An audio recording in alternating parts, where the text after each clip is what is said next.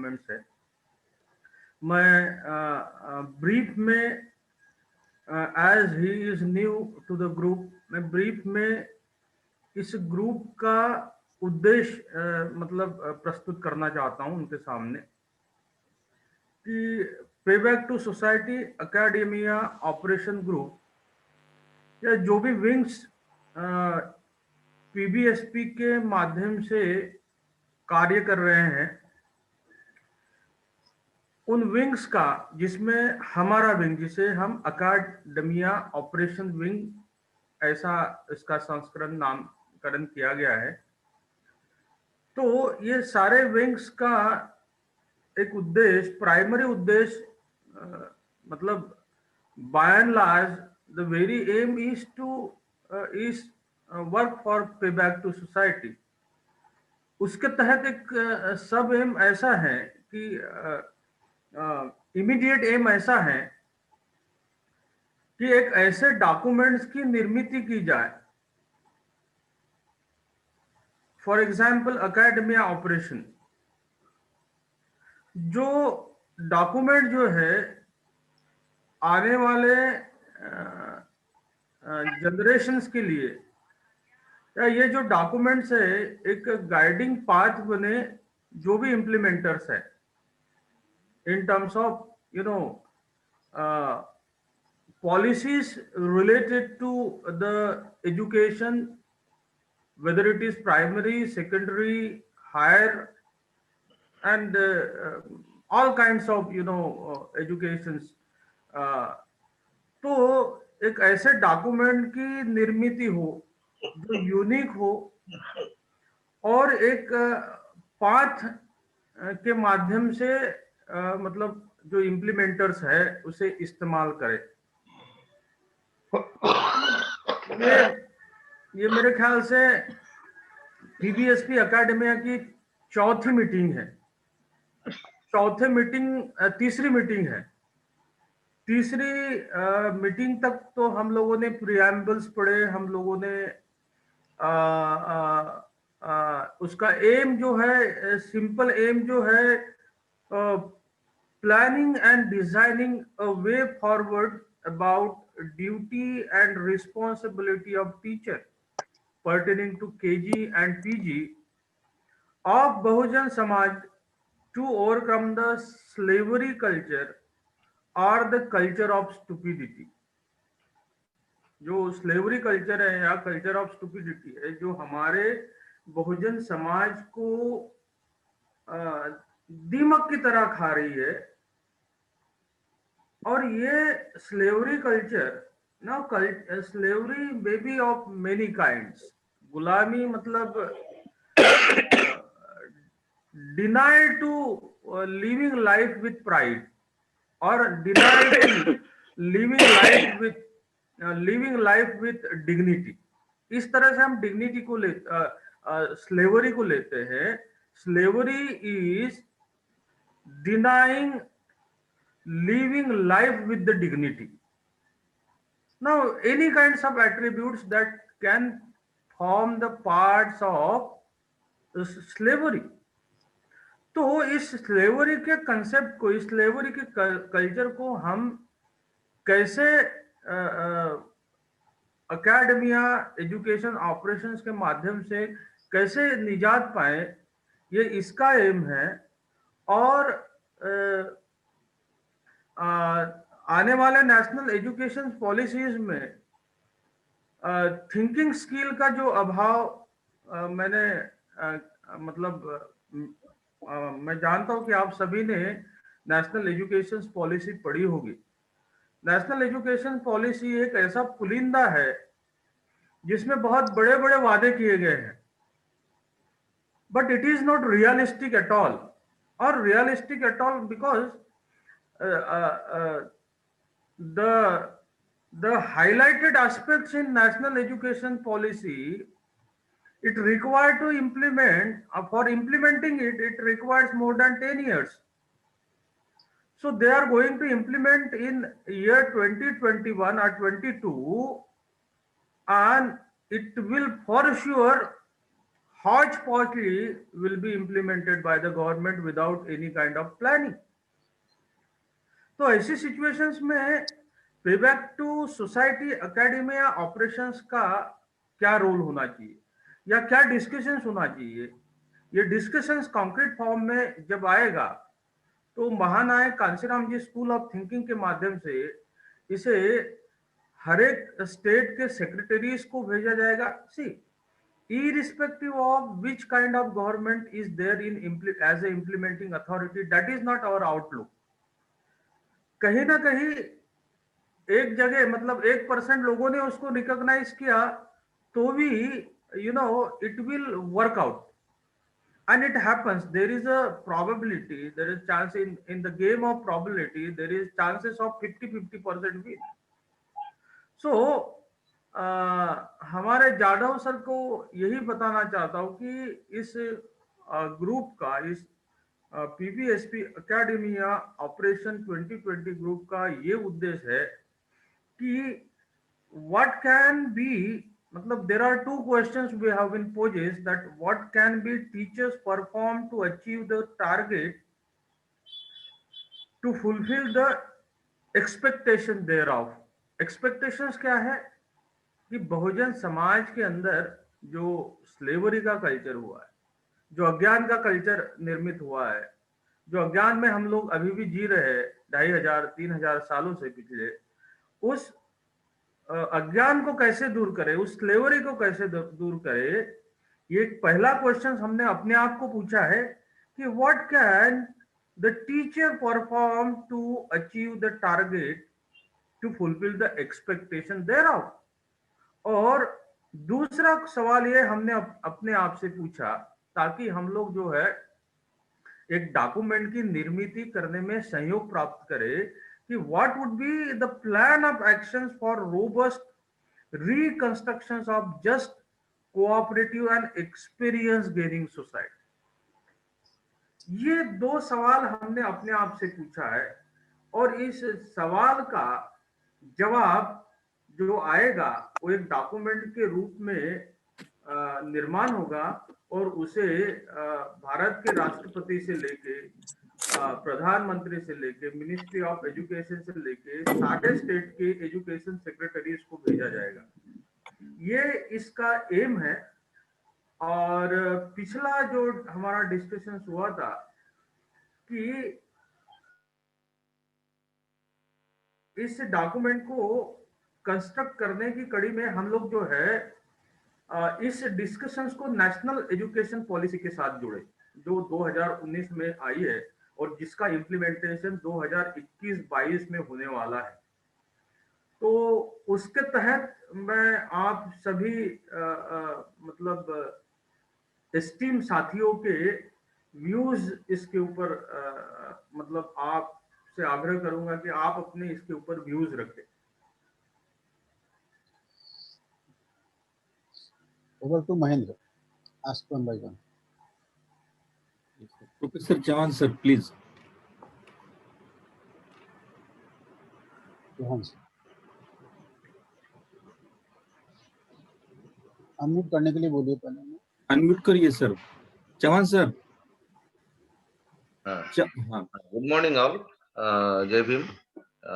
अभी जो 2020 की न्यू पॉलिसी अडॉप्ट की गई है या उसका इम्प्लीमेंटेशन का अभी डोंगरे सर जो बता रहे थे कि उसको इम्प्लीमेंटेशन करने को 10 साल लग जाएंगे. वो अभी तो इन प्रोसेस है और वो इन प्रोसेस होने के बाद जैसे ही वो लागू होंगे कि लास्ट इसको जाने के लिए एंड यूजर को उसका ये लेने के लिए 10 साल लग जाएंगे.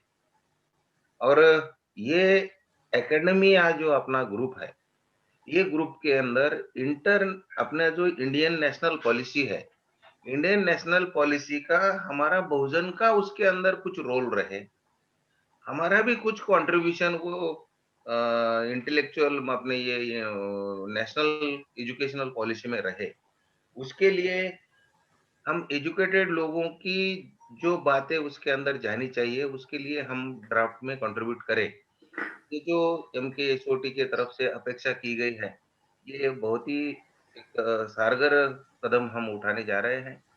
इसके अंदर एक बात है कि थोड़ा सा मैं एक डेट आपको ये बता दूं कि हमारे यूनिवर्सिटी में सिलेबस तय हो जाता है।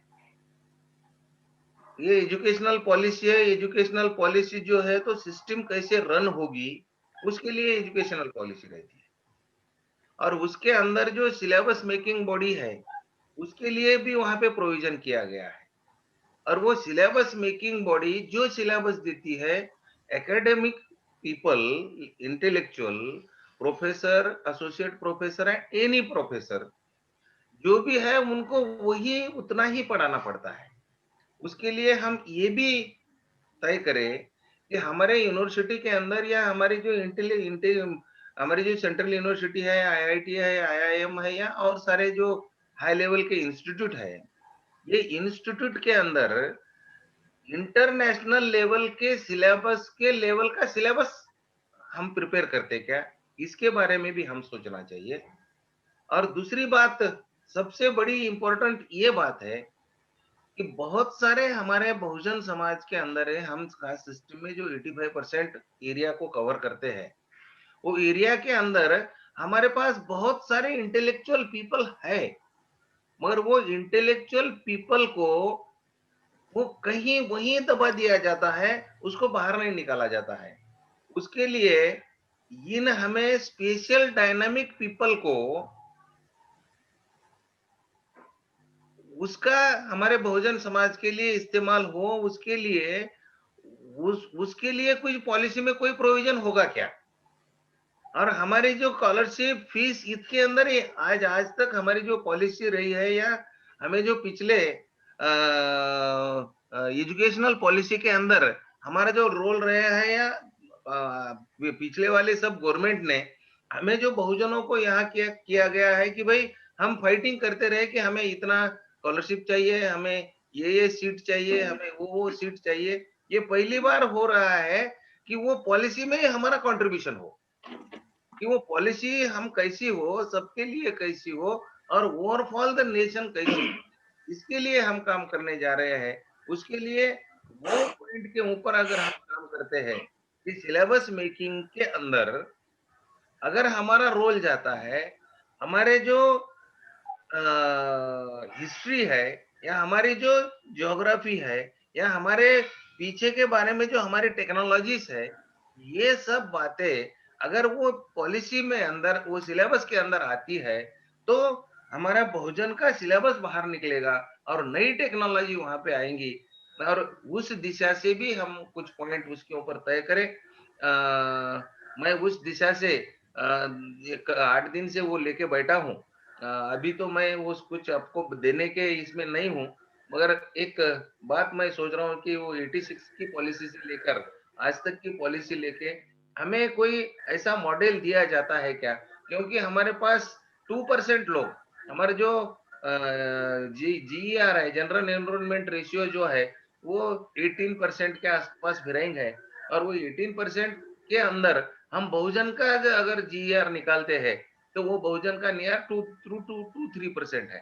और वो 2-3% बोले तो 97% people of the Bahujan community are away from the education policy. Education policy से ही दूर है ये।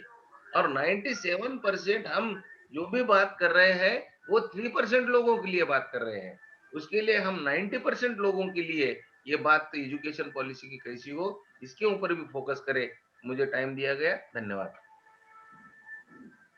Thank you sir, thank you sir. इसके बाद डॉक्टर सुरेश बाबू, प्लीज।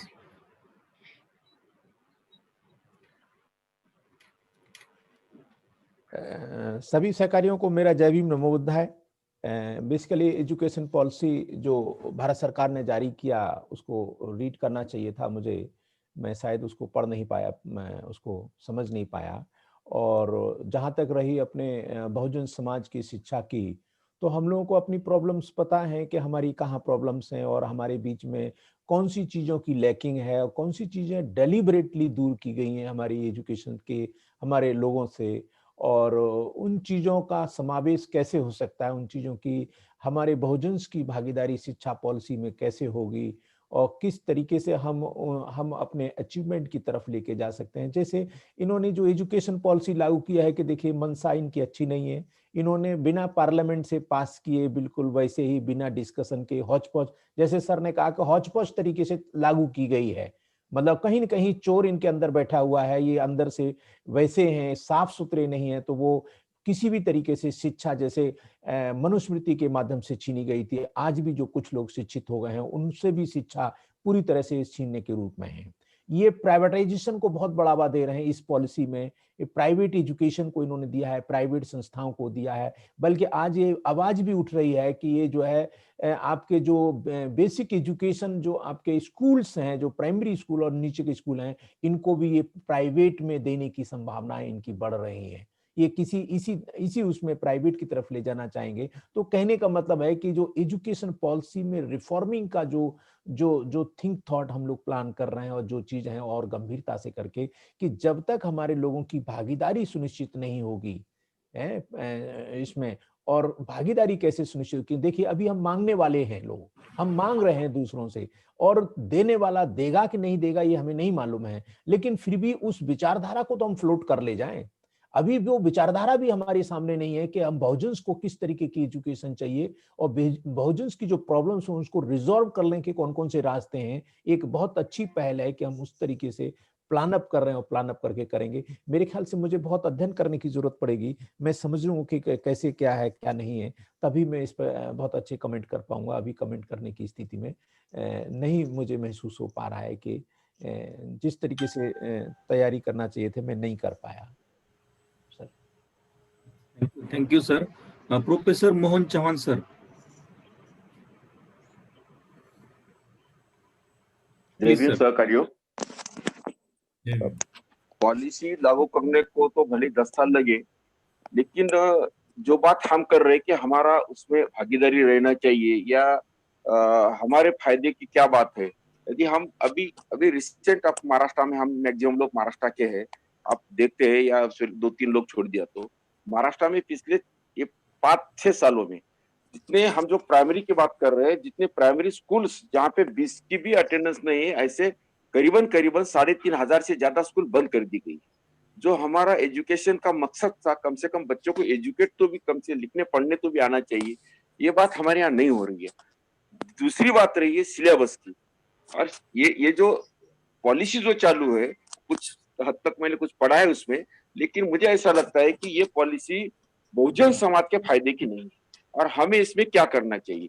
अब यदि हम बोलते हैं कि भाई एकेडमिशियन जो है या जो सिलेबस जो हर यूनिवर्सिटी में बना जाता है, हर यूनिवर्सिटी में जब तक हमारे लोग वो एकेडमिक सीनेट में वो एकेडमिक सिलेबस जो बनाते हैं उसमें जब तक हमारे लोग नहीं जाते, आप कई जगह पे है 6-6, 7-7 लोग भी है, लेकिन फिर भी ये लोग जिस ढंग से हम सोच रहे हैं उस ढंग से नहीं सोच रहे। और मुझे लगता है जो हमारी जिम्मेदारी है बहुजन समाज के फायदे के लिए क्या होना चाहिए, और ये सब यदि करना है तो मुझे लगता है साथियों और डिटेल में हमें ये पॉलिसी को पढ़ना चाहिए। और हम जो भी रिकमेंड करेंगे, तो सर डोंगरे सर ने जो बताया कि भाई हमें ये भले ही वो इम्प्लीमेंट करे या ना पड़े, 1% लोग यदि हम जान लेते हैं, और आज हर यूनिवर्सिटी में बहुजन समाज के हर सब्जेक्ट में लोग, हर सब्जेक्ट में अपने SC के, ST के, VJNT के, OBC के, और ये लोग यदि सोचते हैं कि भाई हम एकेडमिक में कैसा जाए या सिलेबस बनता है तो वो जो इसमें कैसा जाए या सीनेट में हमारे लोग कैसा जाए, वहां जाके ये बात यदि रेस करते हैं, तो यदि पॉलिसी कैसे भी आती है लेकिन सिलेबस बनाने का काम तो हम लोग भी करते हैं ना, तो वहां हमारे लोग मैक्सिमम लोग जाना चाहिए। और वो जो बदलाव की बात हम कर रहे हैं, तो वहां जो सिलेबस हम एक गाइडलाइन मिलती है हमें, गाइडलाइन के हिसाब से हम सिलेबस बनाते हैं। और मुझे ऐसा लगता है कि बहुजन समाज के लोग यदि यहाँ हम जो लाइन देंगे, जो डॉक्यूमेंट्स बनाएंगे, वो डॉक्यूमेंट हमारे बहुजन समाज में पहले पर्कुलेट हो, और बहुजन समाज में पर्कुलेट होने के बावजूद भी हमें कम से कम ये हो सकता है। क्योंकि आप अभी जस्ट आप महाराष्ट्र में देखो, हर यूनिवर्सिटी का देखो, हर यूनिवर्सिटी में ऐसे लोग बैठे हैं जो VC करके आए हैं, वो लोगों को सिलेबस तो क्या, उनका वो एडमिनिस्ट्रेशन का और सिलेबस का कुछ भी नहीं समझता, यानी ऐसे लोग जिनको कोई एक्सपीरियंस नहीं, इन लोगों को हमारे सर पे लाके बिठाया है, यानी जिसको बोले कि जो गधे लोग है वो लाके हमारे सर पे बिठाया है, ये लोग हमारा कभी भला नहीं चाहेंगे। और रही बात, वो तो प्राइवेटाइजेशन करना पूरा उनका तय हो गया है, क्योंकि भाई वो जो अंबानी कमेटी का जो रिपोर्ट मैंने पढ़ा था उसमें बोला कि भाई एजुकेशन से कोई फायदा नहीं है, इसलिए एजुकेशन फुकट में ना दिया जाए। ये जो रिकमेंडेशन वो करते हैं, इसका मतलब क्या है कि हम एजुकेशन से कुछ हमें फायदा हो इसलिए किया जाए, तो हमें इसके ऊपर डट के हमारा जो भी डॉक्यूमेंट बनेगा हम सब मिलके उसमें इन्वॉल्व हो और ये डॉक्यूमेंट अच्छे से अच्छा बने और हमारे बहुजन समाज के जो प्रोफेसर है इसमें ज्यादा से ज्यादा पर्कुलेट हो, ऐसा मुझे लगता है। Thank you sir. Thank you sir. Professor Rajshree Pagare ma'am, please. Pagare ma'am.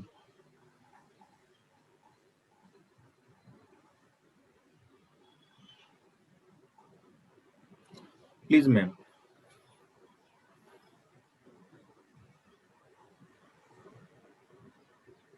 Unmute कीजिए। पगारे मैम, अनम्यूट कीजिए आपको। अनम्यूट कीजिए मैडम, पहले आपको माइक ऑन कीजिए, माइक ऑन कीजिए। यस यस, बोलिए।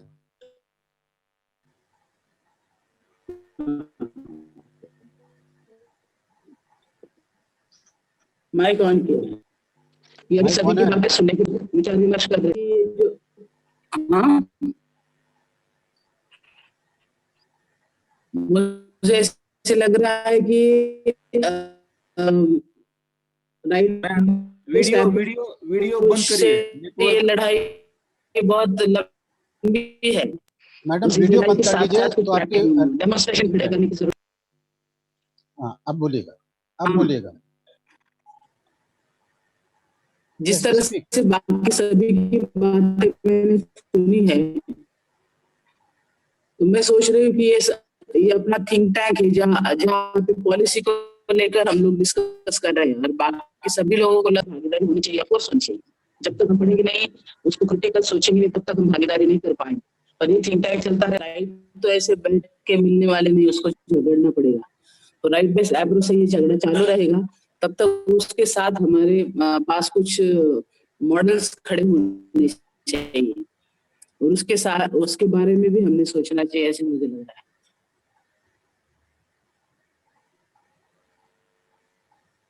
Okay, thank you ma'am. Doctor Jatav sir, please.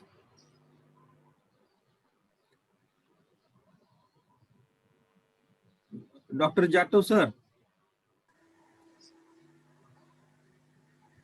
Please sir. क्योंकि सर मैं आज पहली बार आपके साथ इस प्लेटफॉर्म पे हूँ, तो मुझे थोड़ा सा समय लगेगा आपके साथ इस सारी सब्जेक्ट पे कोप अप करने में। बेसिकली जो एजुकेशन का उद्देश्य जो है, ऑब्जेक्टिव है, वो ह्यूमन के डेवलपमेंट का उद्देश्य है। तो हमारी सोच, जो हमारे महापुरुषों की सोच है कि कैसे हम लोग अपने ब्रेन को डेवलप करें कि जिससे हमारा ब्रेन एक हेल्दी थिंकिंग की तरफ सोच बनाए, जो है वो अभी हमारे पास बहुत लैक, हमारी एजुकेशन सिस्टम में उस चीज की बहुत कमी मुझे नजर आती है। उसकी वजह से हमारी जो सोच है वो अभी भी बहुत ही संकीर्ण स्तर की है। मुझे ऐसा लगता है कि हमारी एजुकेशन जो पॉलिसी है उसमें हमें हमारे सोचने की प्रवृत्ति कैसी होनी चाहिए उस पर बहुत जोर देने की मुझे लगता है कि आवश्यकता है। हमारे लोग कब एक नेशन बिल्डिंग की तरफ सोच बनाएंगे, उस तरीके की सोच हमें अपने उस पॉलिसी से जो है आगे लेके आने की आवश्यकता है। तभी हम अपने देश को मजबूत और बहुजन समाज को उस स्थिति में ले जा सकेंगे जो हमारे महापुरुषों की सोच है। ऐसा मेरा सोचना है। और सर मैं अभी आज ही ज्वाइन किया हूँ, तो मैं देखता हूँ सर कि आपके साथ बैठ के मैं और अपने आप को एनहेंस करूँगा। आप लोग इतने अच्छे बुद्धिजीवी साथियों के साथ मुझे बड़ा अच्छा लगा कि मैं आपके साथ ज्वाइन हुआ हूँ। मैं जरूर सीख के और आप लोगों के साथ अपने विचार रखने का प्रयास निरंतर करता रहूंगा और सहयोग करूंगा। जय Bhim sir. Thank you sir.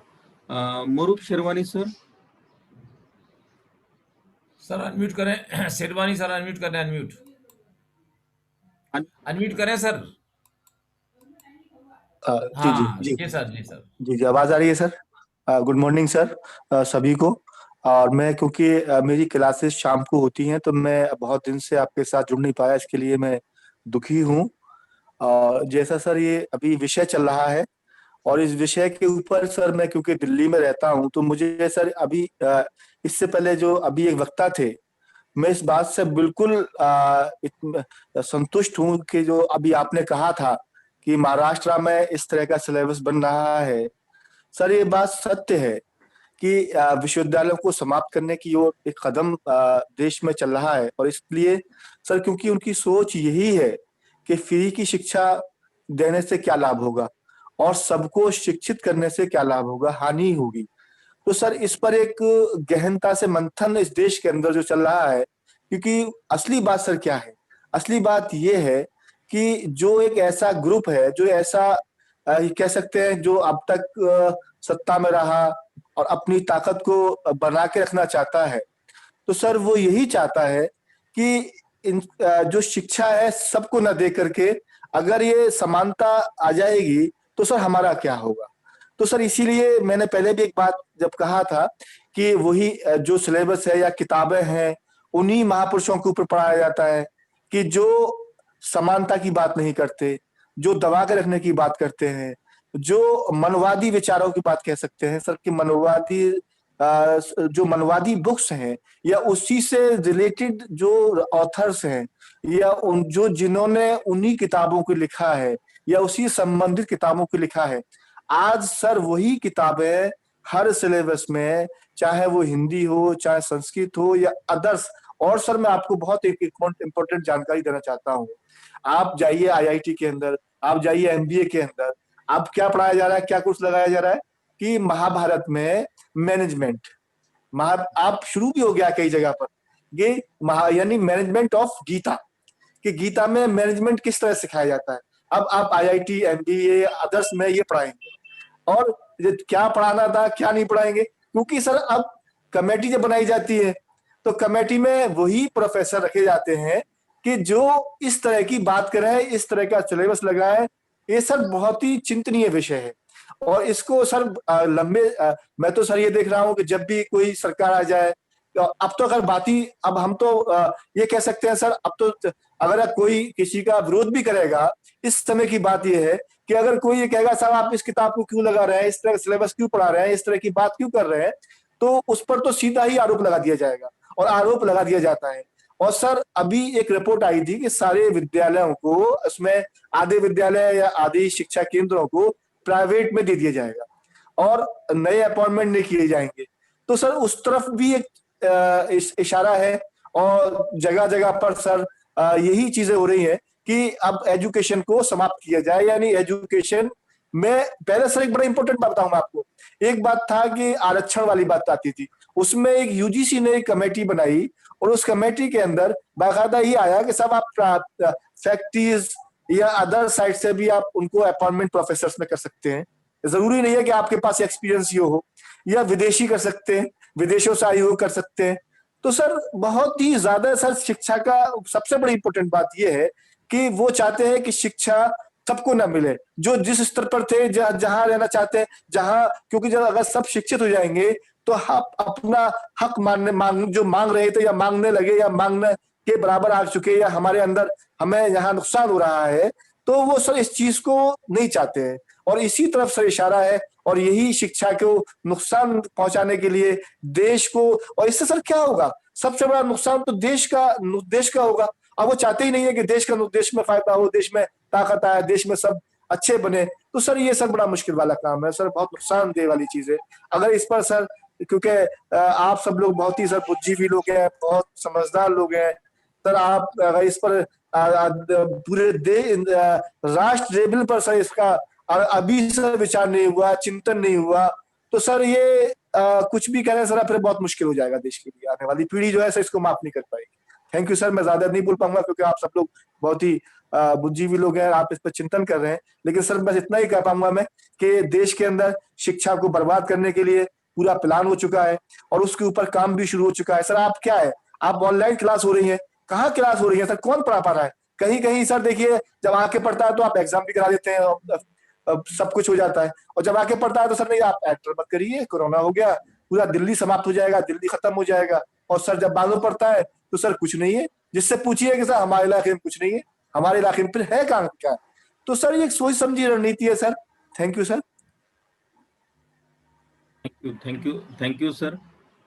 Sandeep Lokhande नए जुड़े हैं, आप कुछ बताना चाहेंगे न्यू एजुकेशन पॉलिसी के बारे में? संदीप। ओके सर, मैं मेरा व्यू रखना चाहूंगा। ये लोखंडे साहब को पर्चा तो दिलाइए, संदीप लोखंडे, संदीप अपना परिचय दीजिए। Sandeep Lokhande. Hello. Hello please. हाँ सर, आवाज आ रही है? अरे बोलिए। हाँ, मैं संदीप नागनाथराव लोखंडे पुणे से बात कर रहा हूँ। बीजेएस कॉलेज में अंग्रेजी पढ़ाने का काम करता हूँ, और ये आपका जो पीबीएसवी का जो भी प्रोग्राम है उसमें मैं महाराष्ट्र के ग्रुप में शामिल हूँ। तो आवाज आ रही? Yes. Okay, thank you Sandeep. Okay sir, ये न्यू एजुकेशन पॉलिसी है, अगर हम इसे गहराई से देखेंगे तो इससे हमें एक मनुवादी स्मेल या हिंदूकरण का स्मेल आता है। वो कैसे? इसमें ज्यादातर एक वर्कर बनाने की कोशिश की गई है, वर्कर। और जैसे कि लास्ट मीटिंग में बताया था डॉक्टर डोंगरे सर ने कि ये 30 साल अगर वो एजुकेशन पॉलिसी सक्सेस हुई तो हमारी जो आने वाली पीढ़ियां है वो मीन्स जो डिग्निफाइड लाइफ है, मीन्स इससे भी बेहतर जीना नहीं जे मीन्स पाएगी, या उनका अस्तित्व जो एग्जिस्टेंस सस्टेन और मेंटेन होने वाला है उसको वो डिस्ट्रॉय करने की कोशिश करेंगे। तो ये बहुत ही सीरियस इशू है। और ये एजुकेशन जितना मीन्स इतना इम्पोर्टेंट है कि हमारा जो एग्जिस्टेंस है बहुजन समाज का, और मीन्स उसे मेंटेन और आइडेंटिटी देने के लिए काम करता है। इतना गहराई से हमें इसके ऊपर काम करना है, और इसीलिए हमने सोचा है कि इसके अगेंस्ट जो है इसको प्रिवेंट करने के लिए हमें ड्राफ्ट बनाना है। दूसरी बात, ये आज के करंट सिचुएशन में रिलीवेंट नहीं है, यानी कि हमें एक लाइफ डिग्निफाइड लाइफ जीने के लिए कामयाब नहीं बना सकता है। जो एजुकेशन का आउटकम है, जो उद्देश्य है, वो इससे सफल नहीं होता है। और सहकारियों, इससे पहले जो इसका पैटर्न ही पूरा चेंज किया है, और उस पैटर्न का नतीजा ये होगा कि ये क्वालिटी खत्म होगी। मीन्स 1-2 साल में भी उसको डिग्री सर्टिफिकेट मिलेगा स्टूडेंट को। पहले ही बहुजनों में मीन्स हमें ड्यू टू इकोनॉमिकल थिंग और due to number of various reasons our percentage in higher education is very less। वो और उससे भी जो है आज के कंडीशन में और उससे भी कम होगा, क्योंकि हाई फीस रहेगी। और दूसरा इसका वीक पॉइंट ये लगता है, ड्रॉबैक ये लगता है, जो आज स्पेशलाइजेशन है एजुकेशन सिस्टम में, वो स्पेशलाइजेशन निकाल दिया गया है। मीन्स अगर ग्रेजुएशन अंडर ग्रेजुएट करना है तो साइंस का स्टूडेंट म्यूजिक के भी सब्जेक्ट ले सकता है, कॉमर्स के भी सब्जेक्ट ले सकता है। अगर स्पेशलाइजेशन ही नहीं रहा तो उसका डाइवर्शन होगा, diversion of that concentration of that student, and because of that job तो कम ही होंगे, और वो खुद का लाइफ भी it will be highly difficult to think on proper line, वो स्पेशलाइजेशन निकालने के कारण। दूसरा, इसमें क्रिएटिविटी बहुत कम दिखाई देती है। क्रिएटिविटी या क्रिएटिविटी क्रिएट करने का जो एजुकेशन का पर्पस है, जो आउटकम है, ये यहाँ बहुत ही कम दिखाई देता है अगर हम प्रैक्टिकली जब देखेंगे तो। और इसमें कल्टीवेशन ऑफ माइंड, एजुकेशन का एक जो आउटकम है कल्टीवेशन ऑफ माइंड होना चाहिए, वो प्रोसेस इज कंप्लीटली प्रोहिबिटेड और prevented by this new education policy. तो सहकारियों, हमें अपना स्टडी भी बढ़ाना होगा, and as a academician we have to work on how we can implement thinking skill in our education system. जैसे हम अपने कॉलेज में, यूनिवर्सिटी में बताते हैं या पढ़ाते हैं, at that time we can focus, means other than curriculum, other than syllabus, we have to focus to realize the current situations to our students and how it will be affect their future, and how we have to change this current view of situation into better view of situation. Why and how? अगर ये बताने में हम कामयाब होते हैं, तो जैसे कि आज हम सोच रहे हैं कि ये हमारे हित में है या अहित में है, वैसे ही at that state students will try to think कि हमारे हित में क्या है, हमारे अहित में क्या है, and accordingly they will try to implement those things at that level only, and definitely that will be highly beneficial for our future generations to generations. Thank you sir. जय भीम। मैं संक्षिप्त में महेंद्र सर बात रखूं ना मेरी? Yes yes sir please. 4 lecture हुए हैं सहकारियों, मतलब 4 हमारी मीटिंग्स हुई है, लेकिन मुझे लगता है कि we are not in positions to pen down or to write a single and concrete line for plan of actions for way forward. हम जो डिस्कशंस, बहुत महत्वपूर्ण चीजें डिस्कशन कर रहे हैं, लेकिन ये डिस्कशंस जो है ये कहीं ना कहीं स्प्रेडेड डिस्कशन है, स्कैटर्ड है। जैसे कि रहमान सर ने कहा कि they want to shatter the entire education system. अब सवाल ये पैदा होता है कि pay back to society, academia, operation का काम, मतलब हमारा उद्देश्य क्या है, ये इसको कॉन्क्रीटाइज करना बहुत जरूरी है, इसको समझना बहुत जरूरी है। तो why they want to shatter the education system or entire education? Even they wanted to close down the universities. They wanted to privatize the education. Constitutions में education को public goods कहा गया है, ये goods है। तो साथियों, सहयोगियों, आज हमें एक लाइन ऑफ एक्शन जो है हमारी थिंकिंग की, ये कॉन्क्रीटाइज करने की जरूरत है। और ये लाइन ऑफ एक्शन के ऊपर हम जब सोचेंगे तब जाके कहीं एक कॉन्क्रीट और कंटिन्यूटी में चलने वाला एक डॉक्यूमेंट बना पाएंगे। तो ये कॉन्क्रीटाइजेशन लाने के लिए मतलब आप सभी बुद्धिजीवी साथी हैं, मैं कुछ इसमें जोड़ना चाहूंगा कि हमारा डिस्कशन, आने वाले मीटिंग्स में हमारा डिस्कशन और हमारा पॉलिसी डॉक्यूमेंट जो है बाय एंड लार्ज गिने चुने 6-7 वर्ड के इर्द गिर्द घूमता है, और वो जुड़ा हुआ है इस सवाल से कि ये मनुवादी फोर्सेस जो है ये एजुकेशन को क्यों सैटर करना चाहते हैं। क्योंकि education is the only tools, education is the only weapons, education is the only mean by which we can destroy the inequality.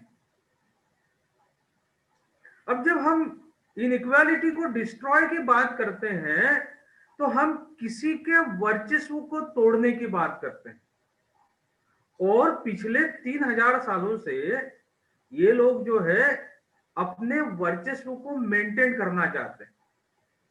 और एजुकेशन ही एक ऐसा शस्त्र है, एजुकेशन ही ऐसा एक टूल है कि जिसके माध्यम से वो एजुकेशन जो है उसके माध्यम से अपनी सुप्रीमेसी जो है वो बरकरार रख सकते हैं।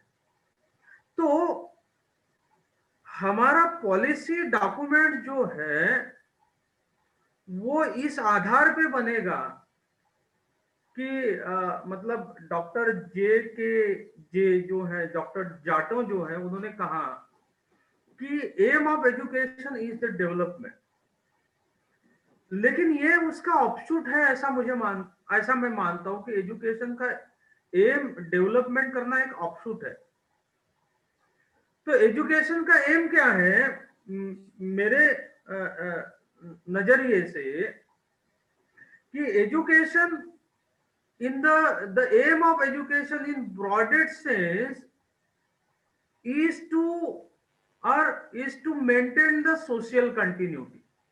अब जैसे मैंने कहा कि हमारा डिस्कशन जो है कुछ गिने चुने 5-6 वर्ड के इर्द गिर्द ही घूमेगा, उसमें आप ऐड कर सकते हैं।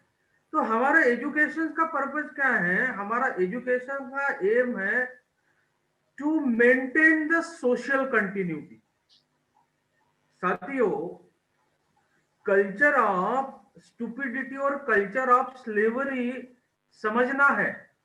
स्लेवरी गुलामी या मूर्खता नहीं, पी.आर. आंबेडकर सर जी ने उसका एक मूढ़ता स्टूपिडिटी। तो सोशल एग्जिस्टेंस और कल्चर ऑफ स्टूपिडिटी और कल्चर ऑफ स्लेवरी, ये इसका बहुत गहरा मतलब संबंध है। तो सबसे पहला एम क्या है एजुकेशन का? By and large in broadest sense the aim of education is social continuity. ये एक वर्ड है जिसके इर्द गिर्द हमारा प्लान ऑफ एक्शन बनेगा। अब ये सोशल कंटिन्यूटी कैसे आती है, या फिर स्लेवरी का नोशन कैसे आता है, स्टूपिडिटी का नोशन कैसे आता है, ये इन चीजों को समझना बहुत जरूरी है। तभी जाके हम लोग जो है एक कॉन्क्रीट और कंटिन्यूटी में चलने वाला डॉक्यूमेंट बनाएंगे। तो हमारा एजुकेशन का सबसे ब्रॉडेस्ट सेंस में एम है to maintain the social continuity. अब ये सोशल कंटिन्यूटी कैसे मेंटेन होती है? ये सोशल कंटिन्यूटी मेंटेन होती है transmission through communication of habit of doing, thinking and feeling.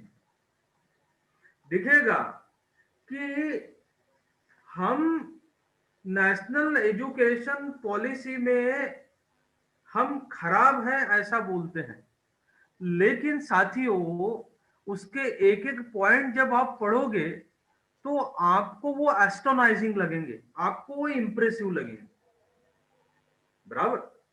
लेकिन उसको सोशल एग्जिस्टेंस एम है एजुकेशन का, इस नजरिए से देखेंगे। और ये सोशल एग्जिस्टेंस कैसे बनता है?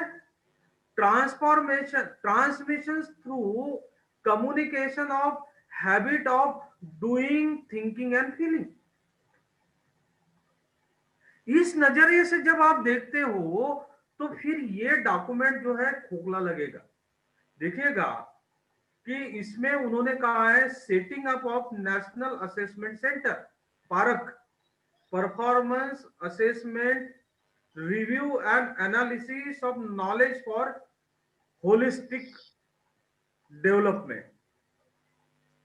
अभी कितनी बड़ी बात कही है।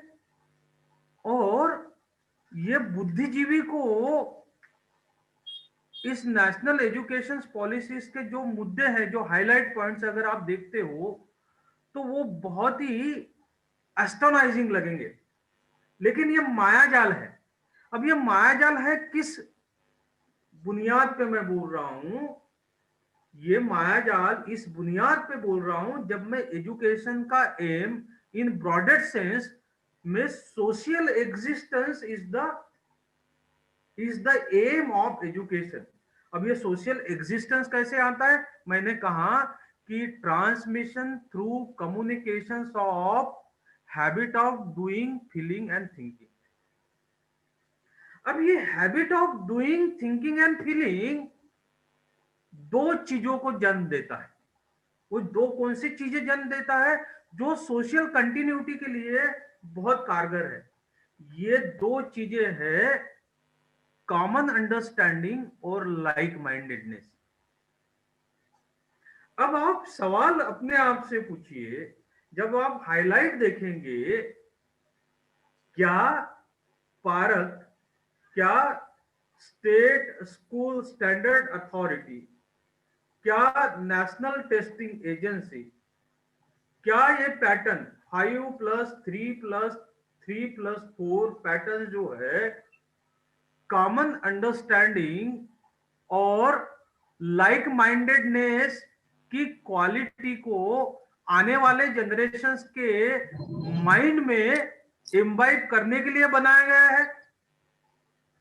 अब ये चार word, social existence is the broadest aim of education, transmission through communications of habit, doing and feeling that create the like-mindedness and common understanding।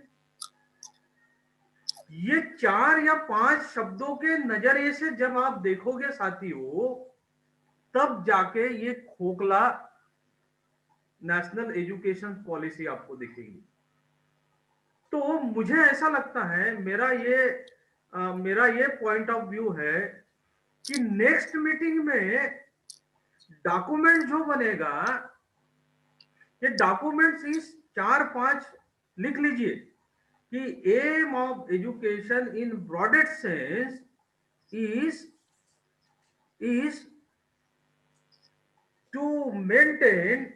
is to maintain the social continuity of life। पहली चीज social continuity of life.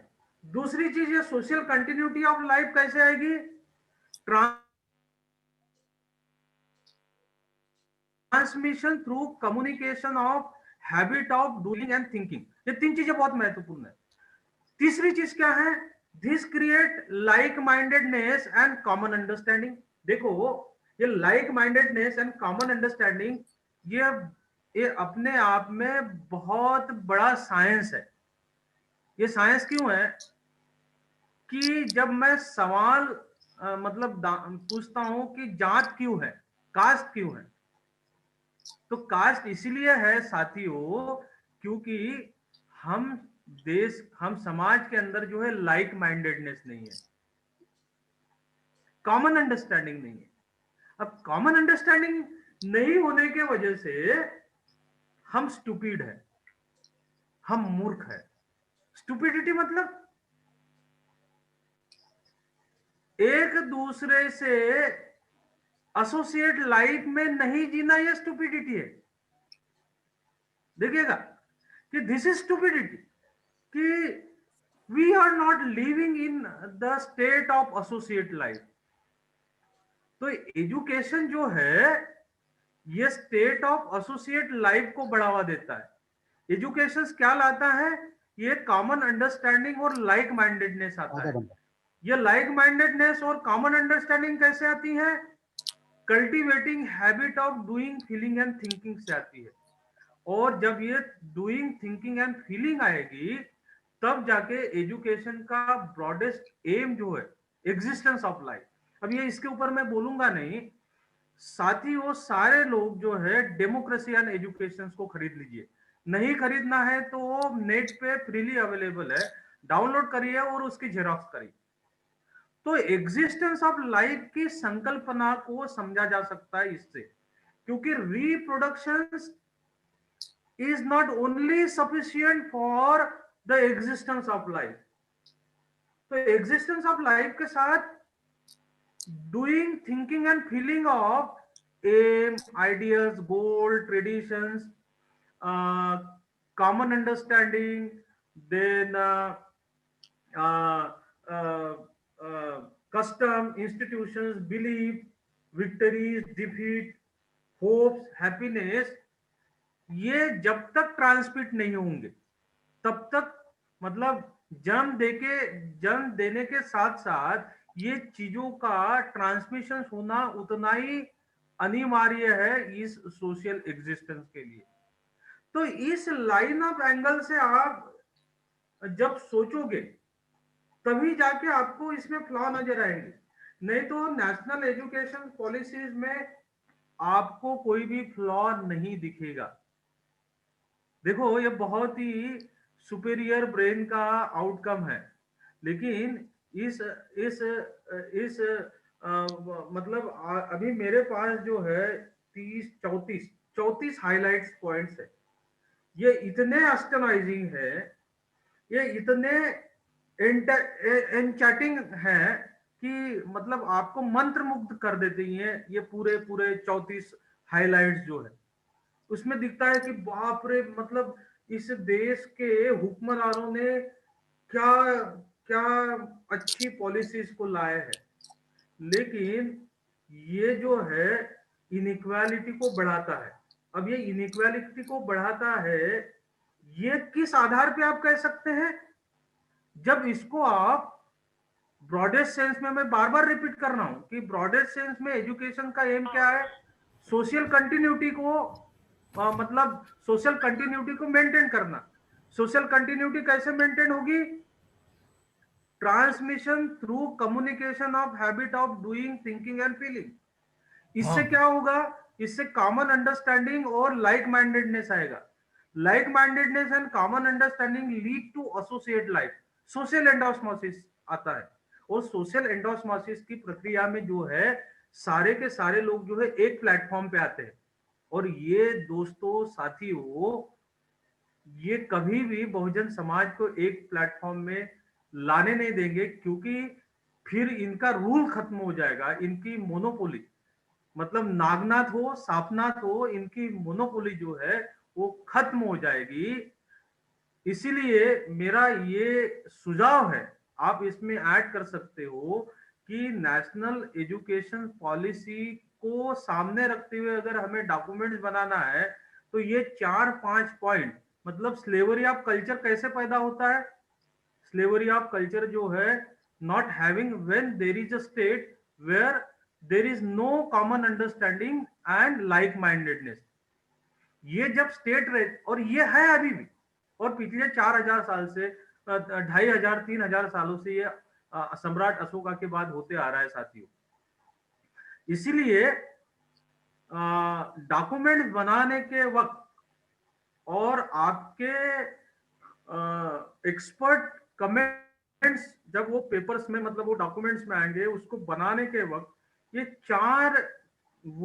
4-5 जो word है, इसको ध्यान में रखते हुए उस नेशनल एजुकेशन पॉलिसी को रखो, या कोई भी एजुकेशन कॉन्क्रीट डॉक्यूमेंट्स बनाना है, तब ये 4 पॉइंट्स आप रखोगे तो आपको फ्लाई फ्ला नजर आएंगे, आपको पिक्चर क्लियर हो जाएगी कि फ्लॉ कहाँ है। अदरवाइज नेशनल एजुकेशन पॉलिसीज में आपको फ्लॉ नहीं दिखेंगे।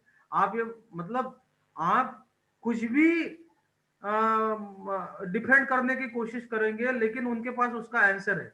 लेकिन जब आप एजुकेशन का एम सोशल एग्जिस्टेंस है और हैबिट ऑफ डूइंग, फीलिंग और थिंकिंग को कल्टीवेट करना है, ये बात जब आप उनको बोलोगे तो उनके पास आंसर नहीं होगा।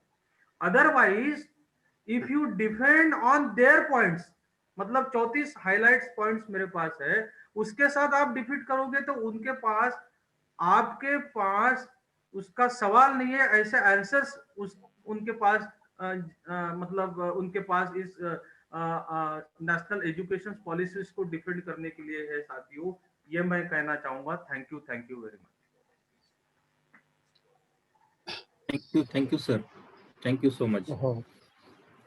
PR sir please. सर मैं ये चाहूंगा कि 10-10 सेकंड जो है, मैंने जो ये मेरा विचार रखा है, 10-10 सेकंड जो है, जैसे कि मैं चाहूंगा कि रहमान सर जो है दिल्ली में बहुत मतलब एक्टिव एनवायरनमेंट में रहते हैं, डायनामिक एनवायरनमेंट में रहते हैं, या फिर डॉक्टर जेके जाटव हैं, या फिर डॉक्टर सुरेश बाबू जो है, ये डायनामिक एनवायरनमेंट में रहते हैं, तो मैं ये चाहूंगा कि 10 सेकंड में इनके क्या विचार है जो मैंने मेरी बात रखी।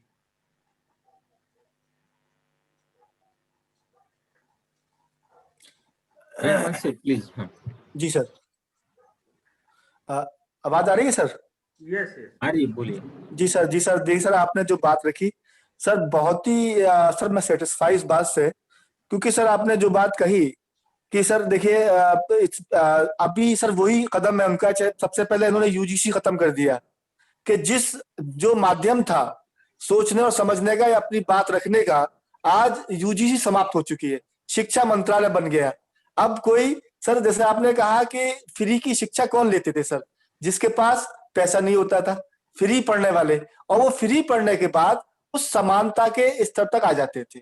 सर दूसरी बात, जो न्यू शिक्षा एजुकेशन पॉलिसी में डिग्री प्रोग्राम और जो इस तरह के कोर्सेज रखे गए हैं सर, जिसके पास पैसा नहीं होगा वो डिग्री और एमफिल कैसे कर लेगा? वो तो प्रोग्राम करने के बाद बेचारा वो जो काम करता था, कारपेंटर बनना था, कारपेंटर बन जाएगा या सुपरवाइजर बन जाएगा, बस लास्ट उसका यही तो ऑप्शन होगा। कैसे सर वो एमफिल तक चला जाएगा? सर सबसे बड़ी देखिए, सबसे बड़ी चीज सर समाप्त जो किया, यूजीसी समाप्त हो गई। जब यूजीसी समाप्त हो गई तो सर क्या बचा? अब शिक्षा मंत्रालय बचा है। अब शिक्षा मंत्रालय के पास क्या अधिकार है? कोई अधिकार नहीं है। और सर दिल्ली में सर रोज चिंतन ये होता है कब कौन सी यूनिवर्सिटी किसके पास जा रही है, कौन सा कॉलेज किसके पास जा रहा है। जो ये सर अब बहुत अध्ययन चल रहा है कि जो अच्छा कॉलेज है, जो अच्छी जगह पर है, वो कौन सा टाटा खरीदेगा, बिरला खरीदेगा, रिलायंस खरीदेगा। ये बहुत ही सर इस बात के ऊपर चर्चाएं चलती रहती है। और सर शिक्षा, सर आपने जो कहा ना सर, 100% सत्यता इसी के अंदर है। और सर अगर अभी सर बात, बड़ी इंपॉर्टेंट बात है, कोई बोल नहीं पा रहा है। और बोल कैसे पाए जब बड़े बड़े जेएनयू और ड्यू जैसी यूनिवर्सिटीज के अंदर अब लोग अपनी बात को नहीं रख पा रहे। उसकी सर वजह इतना भय व्याप्त कर दिया है, अगर कोई बोल जाएगा तो उसी विभाग के अंदर उसके खिलाफ एक एप्लीकेशन डाल दिया जाएगा, जिसको फंसा दिया जाएगा, जो वो कुछ बोल नहीं पाएगा। सर बस लास्ट में मैं ये कहूंगा, उनका सर जो न्यू एजुकेशन पॉलिसी में जो जिस तरह सर किया है उन्होंने, और सर आपने जो पढ़ा है सर, वो क्योंकि आपने सर बहुत ज्यादा पढ़ा है, तब मैं तो थोड़ा सा ही पढ़ पाया था उसके अंदर। और जब मैंने देखा कि उससे पहले भी ये लागू करने की कोशिश किया गया था कि डिग्री प्रोग्राम और उसके बाद एमफिल या पीएचडी, तो और फिर फ्री। तो सर जब जिसके पास पैसा नहीं है तो वो कैसे पढ़ पाएगा? जब फ्री एजुकेशन नहीं मिलेगी तो फिर समानता नहीं आ पाएगी और वो सारे हक छिन जाएंगे। थैंक यू सर, बस मैं ये। Doctor Suresh Babu please sir, unmute कीजिए सर, अनम्यूट कीजिए प्लीज। अनिल डोंगरे सर ने जो बताया बहुत ही मार्मिक और बहुत ही बेहतरीन ढंग से बताया, और रास्ता वही है। बेसिकली ये माइंडसेट क्रिएट करना चाहते हैं, हम सब लोगों को डरा के रखना चाहते हैं, और हम सारे लोग सुनते ही डर जाते हैं, गहराई में नहीं जाते, और ये डर ही हमारी असफलता का कारण है। अगर ये चर्चाएं होंगी और सर ने जो बताया हम एग्जैक्ट थीम को नीचे तक लेके जाएंगे, अपने बहुजन समाज में लेके जाएंगे, तो नो डाउट रास्ता निकलेगा। मान्यवर काशीराम साहब ऐसे समय पे आते हैं जहां चारों तरफ ये होता है, उस माइंडसेट से आगे निकल के जो सोचते हैं और अकेले सोचते हैं, बिना साधन संसाधन के सोचते हैं। आज तो हम इतने सारे लोग हैं, लेकिन उस दौर में नए तरीके से सोच के, नई क्रिएटिविटी डिजाइन करके, और वो लोगों को समझाते हैं, समझ में आता है और परिवर्तन को करके चले जाते हैं। तो ऐसा नहीं है, चीजें पॉसिबल हैं। आज हम सोच रहे हैं कम से कम, और सोच के बहुत तेजी से इसको नीचे तक लेके जाएंगे और जनमत तैयार होगा, हम चीजों को बदल देंगे और चीजें बदली जाएंगी। इतना डरने की जरूरत नहीं है। दुश्मन तो अपनी पूरी तैयारी करता है, वो हमेशा से करता चला है। संत कबीर भी आए, संत रविदास भी आए, उन्होंने भी बदला इन लोगों के लिए। वो ज्यादा पढ़े लिखे लोग नहीं थे, लेकिन सोचने समझने की क्षमता उन्होंने विकसित की, और ये इनबिल्ट होती है हर व्यक्ति के अंदर, बाहर से अलग से कुछ लाना नहीं है। अगर हम पीबीएसपी के माध्यम से सोचने समझने की क्षमता को विकसित कर लेते हैं, हम अपने अंदर हम क्रिएटिविटी विकसित कर लेते हैं, मल्टीपल पॉसिबिलिटी डिजाइन कर लेते हैं, तो निश्चित रूप से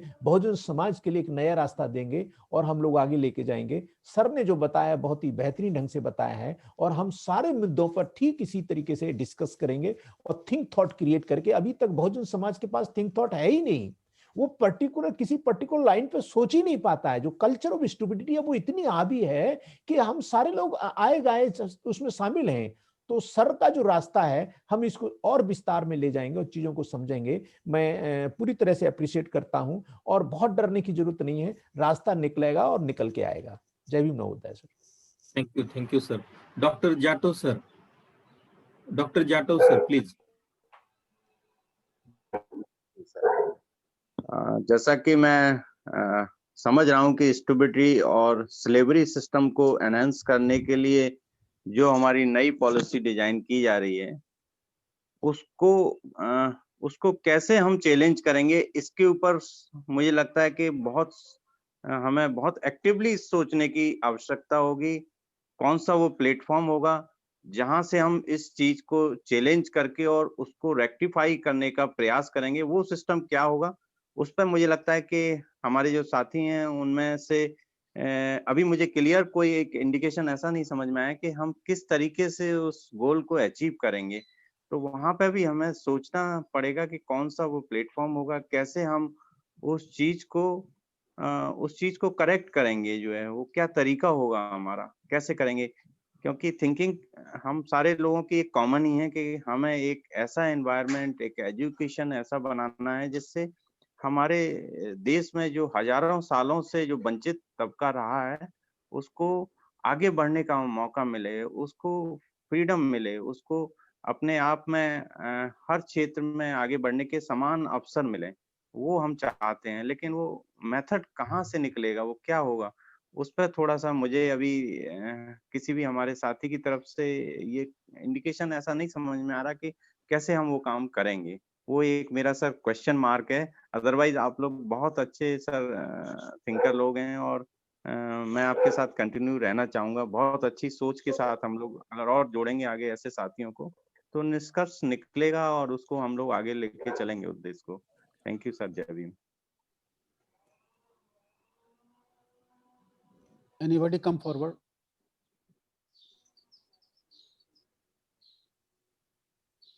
नागपुर से मोहन चौहान। Yes sir.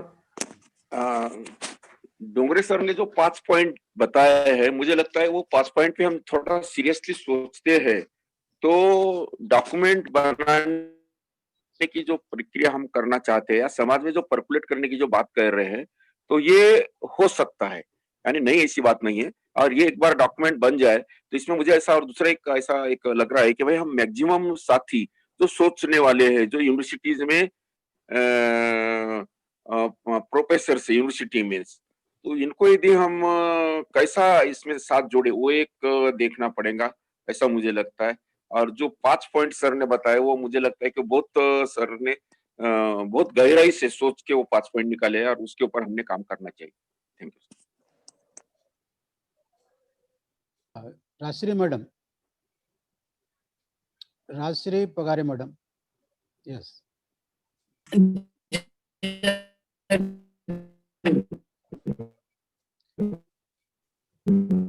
आपका इंटरनेट बरोबर नहीं है मैडम। सर ने जो काम करने की जरूरत है तो उस बारे में सोचने की जरूरत है। और मुझे ये भी लग रहा है कि ये जो एजुकेशन सिस्टम है वो पूरी तरह से खोखली हो गई है।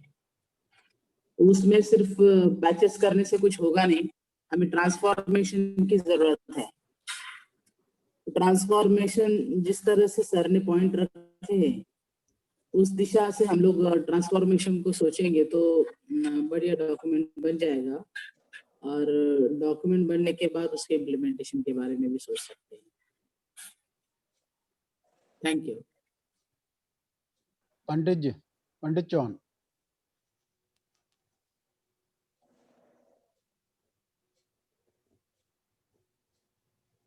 अनम्यूट कीजिए सर। सर ने जो बात रखी ये डूइंग, थिंकिंग, लाइंग बाइंडेडनेस और कॉमन अंडरस्टैंडिंग, एक्चुअली ये जो है सर ये नेशनल प्रॉब्लम है और ये नेशनल प्रॉब्लम खड़ा करके उसके अंदर वो छूट जाते हैं और हम बहुजनों को अटका देते हैं। और जब बहुजन अटक जाता है तो बहुजन के ऊपर वो इम्प्लीमेंट वो हेड करके इम्प्लीमेंट हो जाता है और मनुस्मृति का जो हायरार्की मुद्दा है वो हायरार्की मुद्दा कंटिन्यूस हो जाता है। बाबा साहब ने भी जितनी भी पॉलिसी बनाई है, बाबा साहब के अगर पॉलिसी हम देखा गया तो उन्होंने पूरी नेशनल पॉलिसी बनाई है, मगर बाबा साहब को आज तक भी उन्होंने नेशनल हीरो करके आइडेंटिफिकेशन नहीं दिया है। इस हिसाब से अगर हम एजुकेशन के अंडरस्टैंडिंग को देखें तो हम जो थिंकिंग कर रहे हैं नेशनल थिंकिंग कर रहे हैं कि ना बहुजन के लिए कर रहे हैं। अब ये इनका इम्पैक्ट जो होगा वो जो भी पॉलिसी बनाएंगे, वो जो भी पॉलिसी बना रहे हैं वो पॉलिसी के अंदर वो तो अच्छी पॉलिसी करके ही बनाएंगे। अभी जो सर बता रहे थे कि 34 पॉइंट ऐसे है कि वो देखने के बाद हमको लगेगा कि भाई हम ये पॉलिसी बहुत बड़ी है। उसके लिए उनका जो कार्ड है वो कार्ड तो स्मार्ट कार्ड है। स्मार्ट कार्ड के अंदर वो स्मार्ट कार्ड बता के उसके अंदर की जो एक्चुअल प्रैक्टिकल जब होने जाएगा तो वो एक्चुअल प्रैक्टिकल में वो जीत जाएंगे और हम हार जाएंगे। अभी तक यही बातें हुई है और आज वो जो डिप्लोमेसी है उनकी, वो डिप्लोमेसी को क्रैश करने के लिए हम जो इंटरनेट हमारी जो नेशनल पॉलिसी है वो नेशनल पॉलिसी में एजुकेशनल का जो स्टैंडर्ड है, एजुकेशनल का जो सिलेबस है वो सिलेबस इंटरनेशनल लेवल से मैच करता है क्या? ये दिशा में अगर हम सोचेंगे, ये तो है यहाँ का मनुवाद है, ये इन्होंने रोक के रखा है, 2500 साल गए हैं, वो उनका रास्ता छोड़ने वाले नहीं है। हमको अपग्रेड होना है और हमारे पुरुषों ने अपग्रेड करने के लिए ट्राई किया है। वो ट्राई करते करते हम यहाँ तक आए हैं और आज हम जो भी डेवलप हुए हैं वो भी वो छीन लेना चाहते हैं और वो छीन लेना उनका वो जरिया है, वो दिशा से काम करेंगे वो। उनके लिए उनका हम कितना भी अपोज करें तो वो करेंगे। उसके लिए we have to strengthen ourselves और हम हमारे लिए स्ट्रेंथन करें। उसके लिए ये इंटरनेशनल पॉलिसी में जो प्रोविजन होना चाहिए वो दिशा से भी ये बातें अगर होगी तो और अच्छा हो जाएगा, ऐसा मुझे लगता है। थैंक यू सर ने बहुत ही अच्छा डिस्कशन किया है। Anybody come forward? महेंद्र, और कोई आना चाह रहा है? नहीं सर। और कोई बोलना चाहता है? आप बोलिए sir. Okay sir, thank you. मैंने आपको बहुत गौर से सुना। दुश्मन का काम है दुश्मनी करना, वो दुश्मन क्या जो दुश्मनी ना करे, इसलिए उसने तो पॉलिसी बना ली।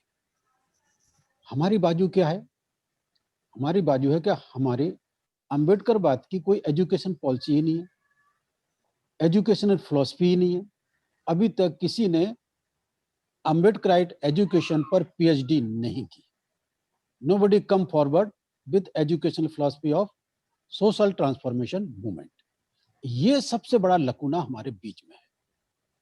पे बैक टू सोसाइटी प्रोग्राम ने अपने 5 सब्जेक्टों में एक सब्जेक्ट एजुकेशन फिलॉसफी रखा और वो 5 दिन की ट्रेनिंग में हम तो समझाने की कोशिश करते हैं दिन भर एक, लेकिन ये बहुत बड़ा लकूना हमारे पास है और इससे हम सब लोगों ने मिलकर इस लकूने को दूर करने की कोशिश की तो हम इस पॉलिसी का उत्तर भी ढूंढ सकेंगे और गवर्नमेंट को बेटर सजेशन दे सकेंगे। क्योंकि हमारा आउटलुक होगा, हमारी एजुकेशन पॉलिसी कैसी होना चाहिए, बहुजन समाज ओरिएंटेड पॉलिसी कैसी होना चाहिए, ये हमारा माइंड में जब तक क्लियर नहीं होगा तब तक हम ये सजेशन या उसका तोड़गा नहीं निकाल सकते। और जो वर्ड प्रोफेसर अनिल डोंगरे साहब ने आप लोगों के सामने रखे हैं महत्वपूर्ण, वो हमारे सर से ऊपर निकलेंगे, हमारे सर से ऊपर निकलेंगे और हम कंफ्यूजन में रहेंगे। बार बार हमारे बहुजन अटक जाता है, बहुत बड़ी बात बोले, यहीं पर अटक जाता है हम लोग। और हम इसलिए हमें अपने आप को स्ट्रेंथन करने का जो सुझाव भी है ये भी बहुत महत्वपूर्ण सुझाव है और इसमें हम अपनी बहुजन समाज की एजुकेशन पॉलिसी क्या होना चाहिए इस पर भी चिंतन साथ में होगा। तो आप इस एजुकेशन पॉलिसी को दूसरे की पॉलिसी हमारे पास परखने की कसौटी होगी तो हम बता सकेंगे कि इनकी पॉलिसी में ये खामियां हैं। तब कहीं मनुवाद और अंबेडकरवाद की फिर आमने सामने लड़ाई, फिर कहीं हम कितने थिंकर हैं, कितनी पॉसिबिलिटी में सोच पाते हैं, कितने क्रिएटिव होते हैं, वो हमारे सामने आ सकते हैं। साथियों, इसमें बाबा साहब ने इंटरनेशनल लेवल की सारी एजुकेशन पॉलिसी को रिव्यू किया और उस समय उन्होंने जिस एजुकेशन पॉलिसी को बहुजन समाज के हित की माना है, वो है प्रोफेसर जॉन डेवी, जो कि एमएड बीएड के अंदर सिलेबस में सब्जेक्ट तो है, पर उसको 10 से 15 मिनट भी उसे समझाने के लिए नहीं दिया जाता। एमएड बीएड में क्या, how to teach, education policy कैसे होना चाहिए, सिखाना कैसे है, क्योंकि एमएड बीएड का ही आस्तर आउटलुक होता है जो बोर्ड ऑफ स्टडी में सिलेबस को डिसाइड करने में आता है, लेकिन वो चीज इस तरह की अभी तक नहीं हो पाई है। तो मेरा आप सब लोगों से, अनिल डोंगरे साहब ने भी विनती की आप लोगों से, मैं आपसे हम्बल रिक्वेस्ट करता हूँ कि बाबा साहब ने जिन्हें रिकमेंड किया है और हमने उन्हें बाबा साहब का चौथा गुरु माना है, प्रोफेसर जॉन डेवी की democracy and education and experience and education, 2 पुस्तकें हैं, democracy and education, experience and education. ये 2 पुस्तकों का हमारे इंटेलेक्चुअल ने थोरोली अभ्यास करना होगा, क्योंकि तभी हमें ये ट्रांसमिशन थ्रू कम्युनिकेशन ये समझ में आता है। डूइंग, थिंकिंग, फीलिंग, एक कॉन्सेप्ट क्लियर हो पाएगा। ट्रेनिंग ऑफ द माइंड, ये हमारा बीच में बहुत जल्दी गहरा घर कर सकेगा कि हाँ, ट्रेनिंग ऑफ माइंड होता क्या है, नहीं तो लोग अलग अलग ढंग से हमारे को दिशा भूल कर सकते हैं। हमारे पास खुद का एक आउटलुक होना चाहिए, और ये डिस्कशन नेशनल लेवल पर 70 साल से दबी चली आ रही है। आज हमने जब MKSOT के माध्यम से कुछ समझने की कोशिश की, हम बार बार अनिल डोंगरे साहब के साथ मेरी डिस्कशन होती रहती है, उसमें मतलब चिंतन मनन के बाद आज अनिल डोंगरे इस MKSOT का एक और विंग है जिसको India centre for John Dewey studies कहते हैं। MKSOT में India centre for John Dewey studies, और इसमें जॉन डेवी की स्टडीज को ही हम करने की कोशिश कर रहे हैं। आपने जो हम थिंकिंग क्लास, इंटेलिजेंस क्लास बना रहे हैं की बात कर रहे हैं, इंटेलिजेंस, कोऑपरेटिव इंटेलिजेंस क्लास का जो कॉन्सेप्ट है, वो भी इसी डेमोक्रेसी इन एजुकेशन नाम की पुस्तक से निकला है, और बाबा साहब ने उसको कोट किया। बाबा साहब के उस, इसलिए मेरा आप लोगों से, मैं इस चर्चा में नहीं जाना चाहूंगा क्योंकि बहुत सारी बातें आ चुकी हैं, उन आप लोगों ने सब सुना है। मैं केवल आप लोगों से यह है कि हमारी खुद की एजुकेशन पॉलिसी आप लोगों ने डिसाइड करना चाहिए। You have to become creative to decide your our educational policy of social transformation movement. हम जहाँ इक्वलिटी, लिबर्टी, फ्रेटर्निटी चाहते हैं, वो किस एजुकेशन से पॉलिसी से आ सकेगी? How to reconstruct our experience, reconstruction of society. और हमने इस सारी चीजों को एक महापुरुष में समझने की कोशिश की एग्जाम्पल के तौर पर, वो है अशोका दी ग्रेट। अशोका की दी ग्रेट में हम जब देखते हैं तो डूइंग, थिंकिंग, फीलिंग, ये सारा एक्सप्लेन होता है, लाइक माइंडेडनेस एक्सप्लेन होती है, कॉमन अंडरस्टैंडिंग एक्सप्लेन होती है, कोऑपरेटिव बिहेवियर डेवलप होता है, एबिलिटी टू कोऑपरेट इनकलकेट की जाती है। एबिलिटी टू कोऑपरेट, हमारे बीच में अभी आप 8-10 इंटेलेक्चुअल्स आप लोग यहाँ बैठे, पर वी हैव, केवल हम एक आइडिया की तरफ जरूर हम अट्रैक्ट हुए हैं, पर we have not ability to cooperate to each other. वो हमने अपने अंदर इनकलकेट नहीं की। कितना हमें अपने आप को फ्लेक्सिबल बनाना पड़ेगा, कितनी रिसिलेंसी हमें पर्सनल यूज करना पड़ेगा, और जितने ज्यादा हमारा इंटेलेक्चुअल रिसिलेंट होगा, उसके अंदर प्लास्टिसिटी होगी या लौचिकता जितनी ज्यादा होगी, इस दुश्मन के बार को झेल सकेगा और रास्ता ढूंढ सकेगा। क्योंकि ये दुश्मन सरल बैठने वाला नहीं है। आप चिंतन कर रहे हो और आपका छोटा सा डॉक्यूमेंट जब जैसे भी अगर बनकर निकलता है, तो क्या वो चुप बैठ जाएगा? उसकी तो हवा पानी बंद हो जाएगा, ऑक्सीजन उसको मिलना बंद हो जाएगा। इतना बड़ा उसके साथ डेंजर आ जाएगा, क्योंकि उसकी आंख में बहुत तीख, इतना अच्छी तरह से वो एजुकेशन पॉलिसी को हमें मूर्ख बनाने के लिए लाते हैं। और जब हम उसके चीज के लिए काउंटर अल्टरनेट देंगे, क्योंकि किसी ने अल्टरनेट नहीं दिया, कम्युनिस्ट अल्टरनेट दे सके, सोशलिस्ट अल्टरनेट नहीं दे सके, और भी डिफरेंट प्रकार के पॉलिटिकल पार्टीज हैं, पॉलिटिकल आइडियोलॉग है, कोई एजुकेशन का अल्टरनेट नहीं दे पाया। पे बैक टू सोसाइटी और अम्बेडकरवाद, इस मनुवाद को एजुकेशनल अल्टरनेट देना चाहता है। ये जिस दिन हमारा विजन क्लियर हो जाएगा, जितनी ज्यादा विजन की क्लियरिटी बढ़ती जाएगी, हमारा आगे कदम रखना उतना सशक्त होगा। क्लियरिटी नहीं रहेगी तो हमारा कदम सशक्त नहीं होगा। इसलिए हमें बहुत हाथी का कदम चलना है, मजबूत पाया के साथ आगे बढ़ना है। तो ये बात मेरा आप लोगों से रिक्वेस्ट है। मैंने जो 2 पुस्तकों का आप लोगों को रेफरेंस दिया है, ये इंटरनेट पे फ्री अवेलेबल है। दोनों ही पुस्तकें अवेलेबल हैं आज तो, और आप चाहो तो उनको मंगा भी सकते हो। अमेजोन से दोनों पुस्तकें मिल जाती हैं। एक्सपीरियंस एंड एजुकेशन 1938 में प्रकाशित हुई थी और 1916 में डेमोक्रेसी एंड एजुकेशन। लगभग 22 साल के बाद जितने भी वर्ल्ड में क्वेश्चन वगैरह पैदा हुए, उन सारे के सारे उत्तर एक छोटी सी बुकलेट एक्सपीरियंस एंड एजुकेशन में जॉन डेवे ने दी है। और आज वो वर्ल्ड का सबसे बड़ा एजुकेशनल थिंकर माना जाता है, जो चाइना और जापान टेक्नोलॉजी में सबसे आगे है, सोशल सिस्टम में भी बहुत आगे है। अमेरिका का जनगणना साइंटिफिक टेक्नोलॉजी में आगे बढ़ा है। ये सारी की सारी देन जॉन डेवे की है। जॉन डेवे जापान में भी मतलब विजिट करके गए थे और चीन में भी 2-3 महीने वहां पर लोग लेक्चर देकर रहे।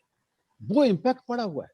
और वो साथी जो जापान गए, जापान और चाइना में जॉन डेवे को लेकर गए, वो बाबा साहब के क्लोज एसोसिएट थे। ये मैं आपको और सीक्रेट बता रहा हूँ कि वो बाबा साहब के क्लोज कॉलेज एसोसिएट थे, यूनिवर्सिटी एसोसिएट थे वो। और उन्होंने कहीं ना कहीं बाबा साहब के बारे में अप्रिशिएशन रखा है। और खुद ब खुद जॉन डेवे ने अपने डेमोक्रेसी एजुकेशन में उन स्टूडेंट का जिक्र भी किया है, स्टूडेंट को भी अप्रिशिएट किया है उसके, कि मेरी विचारधारा में स्टूडेंट का भी कंट्रीब्यूशन है। तो इसलिए आप लोगों का काम बहुत हिस्टोरिकल है। एक बात मैं लास्ट में कहना चाहूंगा, आप लोगों का काम इस देश को दिशा देने वाला है। जितने भी मूवमेंट में भटकंती हैं, नॉन पॉलिटिकल रूट मजबूत करने के लिए 50 संगठन खड़े हैं, सैकड़ों भटकंती का शिकार है। करोड़ों रुपए हमारा इसी भटकंती में इन्वेस्टमेंट हो जा रहा है और हम कुछ रास्ता नहीं निकाल पा रहे। इसलिए आप लोगों का बेसिक दायित्व है, फंडामेंटल रिस्पॉन्सिबिलिटी एंड ड्यूटी। इसीलिए बाबा साहब का 25 नवंबर 1949 का कोटेशन की बात करते हुए उन्होंने लास्ट में जो let us resolve, he used the word, Baba Saheb let us resolve, कि हमें इस विषमता वैमनस्यता को खत्म करने के लिए हमें रिजॉल्व करना होगा, कृत संकल्प दृढ़ संकल्प होना होगा। ये आपकी बांधनी खुद से होना चाहिए, आपकी बांधनी, क्योंकि मैं अकेला या डोंगरे साहब अकेले या और हमारे साथी अकेले कोई कुछ नहीं कर पाएंगे। इसीलिए हमने ये ऑपरेशन बनाया कि आपको सबको मिलकर ऑपरेशन करना है, एकेडमिक ऑपरेशन करना है। एकेडमिया ऑपरेशन एक छोटा नहीं सब्जेक्ट, बहुत बड़ा सब्जेक्ट है। नाम में हमने बहुत कुछ सोच विचार करके नाम दिया। इसलिए आप लोगों से मेरी विनती है, रिक्वेस्ट है, हार्टली हम्बल रिक्वेस्ट कर रहा हूँ, दिल से दिमाग से आप लोगों के साथ समर्पित होकर रिक्वेस्ट कर रहा हूँ, क्योंकि आपसे मुझे बहुत उम्मीद है, बहुत बड़ी उम्मीद है, क्योंकि मैं इसमें अकेला पड़ रहा हूँ। ये गाड़ा नहीं खींचा जा सकता है। ये कारवां 1 या 2 व्यक्ति से खींचने से काम नहीं चलेगा। ये कारवां को हम सब लोगों की ताकत, और वो ताकत में हमारी आइडेंटिटी पे बैक टू सोसाइटी प्रोग्राम बनेगा। इसलिए मैं आपसे विनती करना चाहूंगा कि आप लोग इस प्रोजेक्ट पर सीरियस होइएगा, बहुत बहुत सीरियस होइएगा, और जमीन से वो खजाना, इससे जो गहराई में छुपा हुआ है कॉन्सेप्ट, उनको निकाल के लाइएगा और उसे जमीन पर, धरातल पर लिखिएगा। कोई जरूरी नहीं कि आप पूरा सही लिख लो, कोई 2 बातें अच्छी लिखेगा, कोई 2 बातें गलत लिखेगा, कोई 2 बातें अच्छी लिखेगा, कोई 4 बातें अच्छी लिखेगा, कोई 1 बात गलत लिखेगा। लिखिएगा। ये थिंकिंग, ये डिस्कशन बाहर नहीं जाने वाला, हमारे यहीं पर डिस्कशन होगा और यहीं पर हम इसे फाइनलाइज करेंगे। और उसी को तो लाइक माइंडेडनेस कहते हैं, क्योंकि ये डॉक्यूमेंट जो बनेगा वो किसी एक व्यक्ति का नहीं होगा, हर कोई कहेगा ये मेरा डॉक्यूमेंट है। आप सारे के सारे इन्वॉल्व होने के बाद, अनिल डोंगरे सर, ये चीज जब निकलेगी ना, तो हर कोई ये बोलेगा ये मेरा डॉक्यूमेंट, ये मेरा। That is the like mindedness, that is the common understanding. मैं इस चीज की अपेक्षा के साथ अपनी बात यहाँ पे रोकता हूँ। सर आगे की मीटिंग कौन से तारीख को रखते हैं? फ्राइडे आप लोगों के लिए फ्राइडे मॉर्निंग। नहीं, मैं ऐसा सजेशन देना, मतलब ऐसा मेरा राय है कि या शाम को 8 बजे किसी भी दिन को रख सकते हो। कि thinking, doing, feeling, like mindedness and common understanding, ये 5 वर्ड और एजुकेशन का क्या संबंध है, इसके ऊपर एक एक जन जो है वो अगले मीटिंग में चर्चा करेगा, तब जाके डॉक्यूमेंट्स को एक बिगनिंग होगी, तब जाके। तो ऐसा करते सर, हाँ, एक मिनट ऐसा करते सर, एक मिनट ऐसा करते हैं कि अगले बार 10 लोग तैयार होकर आइए, उसमें से 3 लोगों को हम बोलने के लिए देंगे, हैं? 3 लोगों को 5 शब्द के ऊपर अगर 5 लोग बोलते हैं, doing, feeling in relations with education, doing, thinking, feeling, like mindedness and common understanding, इनका संबंध जो है, ये शब्द और इनका संबंध एजुकेशन से कैसा है, इसके ऊपर अगर वो बोलते हैं तो डॉक्यूमेंट लिखने में एक बिगिनिंग हो जाएगी। तो 5 लोग जो है ये 5 टाइटल पे बोलेंगे, education and doing, education and feeling, education and thinking, education and like mindedness, education and common understanding. इसका कैसे संबंध है, ये कैसे इम्पैक्ट करते हैं एजुकेशन को, या इस एजुकेशन के माध्यम से ये कैसे हम ला सकते हैं। तो अगर इसके ऊपर अगर ये थॉट देते हैं सारे के सारे विद्वत लोग, तो तब जाके कहीं हमें डॉक्यूमेंट लिखने में बिगनिंग होगी, ऐसा मुझे लगता है। Yes.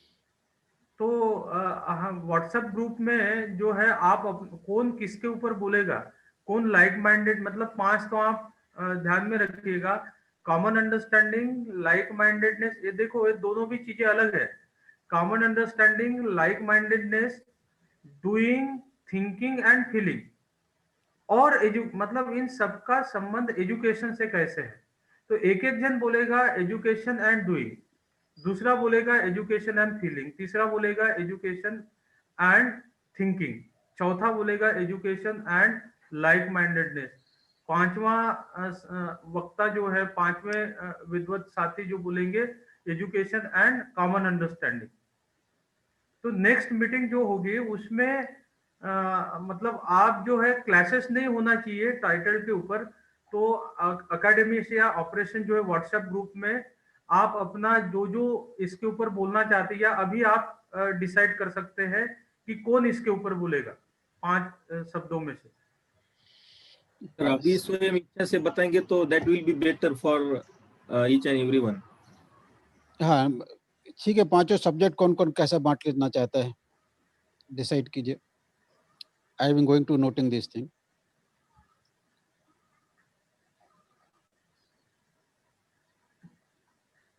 Pandit Chauhan sir, speak on, okay, हाँ please sir. Education and common understanding. Okay, Pandit Chauhan sir will speak on education and common understanding. Good sir, thinking and education. Okay, doctor Suresh Babu sir, thinking and education. Maroof sir. जी sir. आप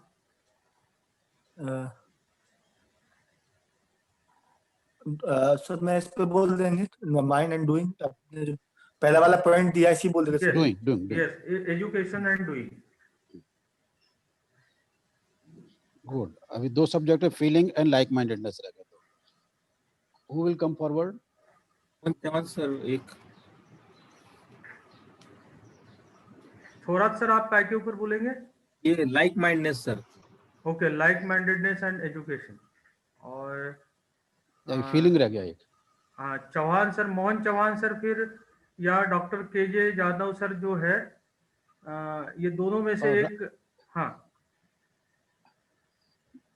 बोलिए, कम से कम नाम दीजिएगा कोई एक जन। जरूर नहीं कि सारे लोग, 5 लोग तो कम से कम बोलेंगे एक दूसरे से, फिर अगली बार फिर 5 लोग बोलेंगे। 10-10 मिनट का समय मिलेगा सभी को। केजे सर, यादव सर को हम देते हैं। क्योंकि वो भी एक्सप्लोर करेंगे। Doctor KJ Jadav sir. Jadav sir, आपको education and feeling. Jatav sir. जी सर। आपको education and feeling a subject दे रहे हैं, इस पर आप ठीक है सर, अभ्यास करके ठीक। दे रहे हैं। जी मैं सर। अपने ग्रुप में डालता हूँ ये और हाँ, टाइप ग्रुप करके, नाम पे, हाँ। तो दैट विल बी। अच्छा, और ग्रुप में अपने साथियों को और जोड़ने की कोशिश कीजिएगा। और इस तरह से आपने देखा सीरियस डिस्कशन है तो सीरियस साथी ही आना चाहिए, एंटरटेनमेंट करने के लिए नहीं। नाहर सिंह सर जी भी मतलब अपने पॉइंट जो है सोशल एग्जिस्टेंस एंड एजुकेशन, इसके ऊपर आप भी अपने पॉइंट्स दीजिए सर। सोशल एजुकेशन पर, social existence and education. Social existence and education पर है। हाँ, पहला ही चैप्टर है सर डेमोक्रेसी एंड एजुकेशन का। जी सर, आप बताइए सर, कोई सब्जेक्ट तो मैं तैयारी करके बोल सकता हूँ। हाँ, तो ये सोशल एग्जिस्टेंस एंड एजुकेशन, मतलब मैं ये सोशल चाहता existence social existence and education. अब बरोबर है, हाँ, बोल देंगे सर। फर्स्ट चैप्टर से ही तैयारी हो जाती। ठीक, गुड, अच्छी बात है। नाहर सिंह भी हो गए।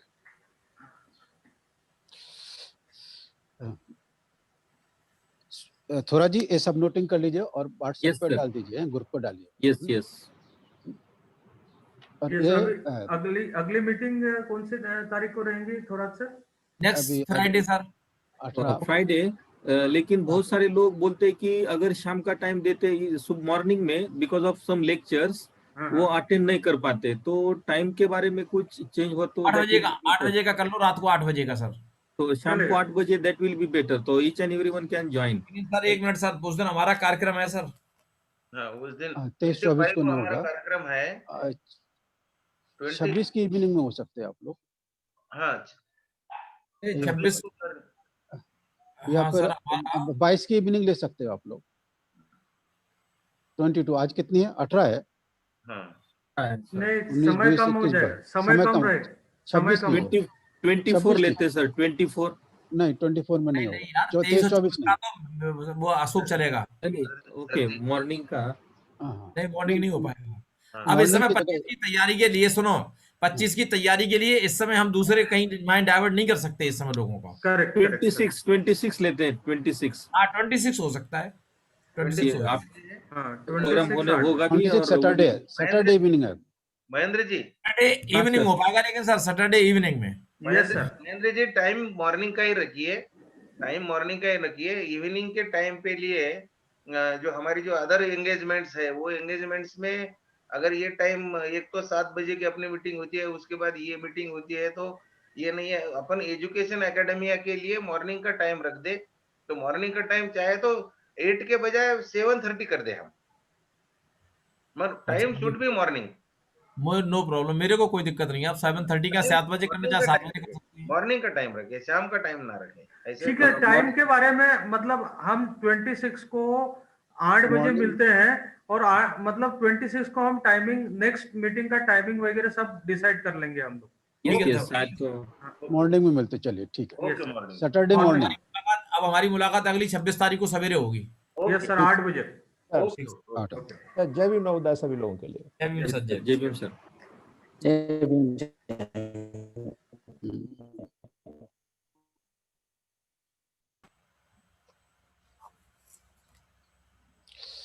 Anyhow, over to नहीं, निकल गए लोग, चले गए। okay, thank you very much.